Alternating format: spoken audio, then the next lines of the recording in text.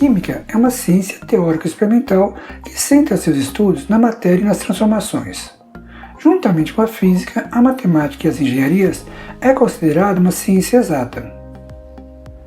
Muitas vezes é chamada de ciência central, pelas interfaces com praticamente todas as ciências naturais, bem como outras áreas da atividade humana. É a química que explica a formação das rochas na geologia e a formação do ozônio atmosférico na ecologia. Explica também as propriedades do solo da Lua na astrofísica e os aspectos químicos das plantas na botânica.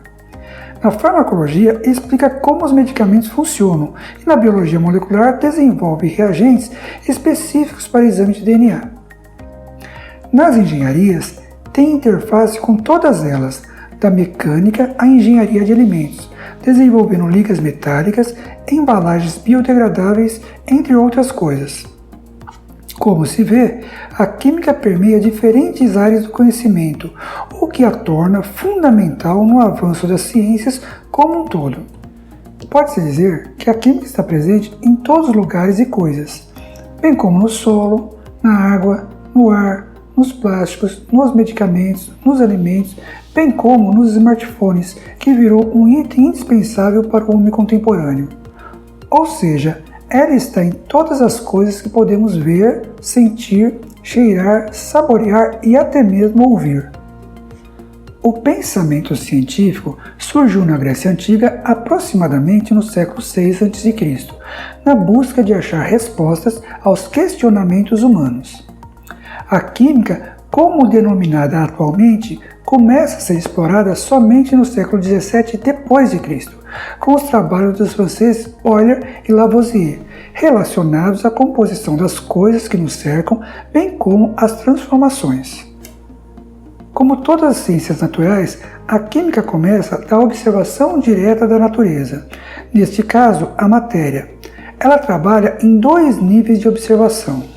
No nível macroscópico, implica em objetos ou fenômenos grandes e visíveis que podem ser observados diretamente das propriedades físicas como massa, volume, temperatura, dentre outras. No nível microscópico, implica em detalhes e interpretações em nível atômico e subatômico, que não são visíveis diretamente sem a tecnologia ou mesmo a imaginação. Ainda tem a representação simbólica, que é a expressão dos fenômenos químicos através de símbolos, fórmulas e equações matemáticas. Vemos esses três níveis de observação em um iceberg que se separou de uma plataforma de gelo. O iceberg, o oceano e a umidade do ar representam a água no nível macroscópico.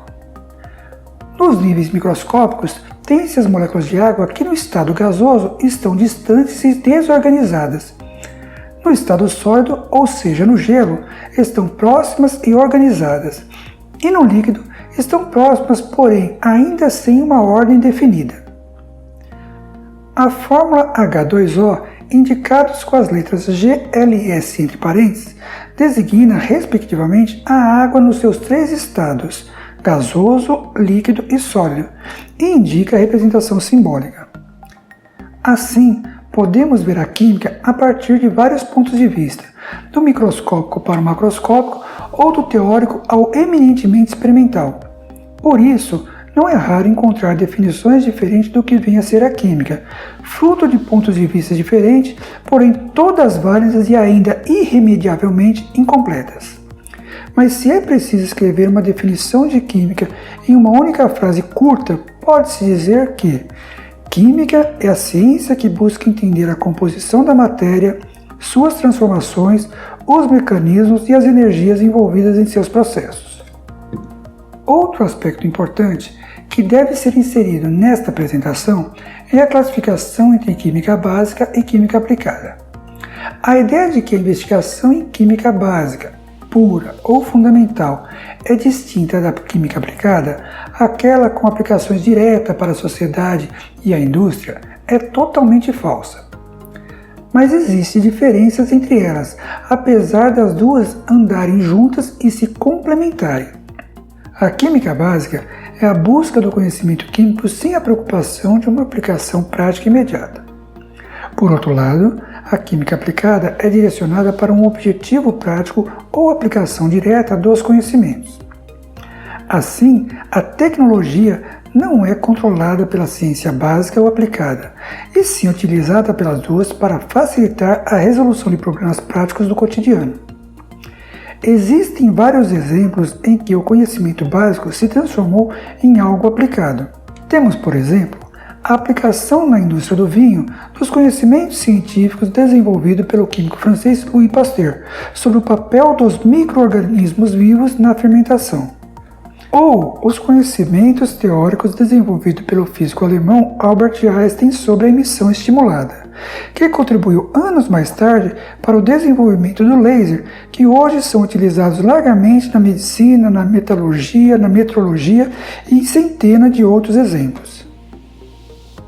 É importante destacar que tanto a tecnologia quanto a ciência consistem em um conjunto de atividades humanas.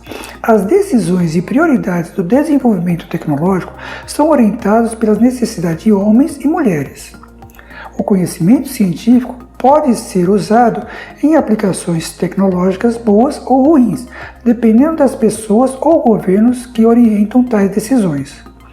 Por isso, é importante construir uma sociedade informada com condições de avaliar criticamente as consequências tecnológicas em questões sociais.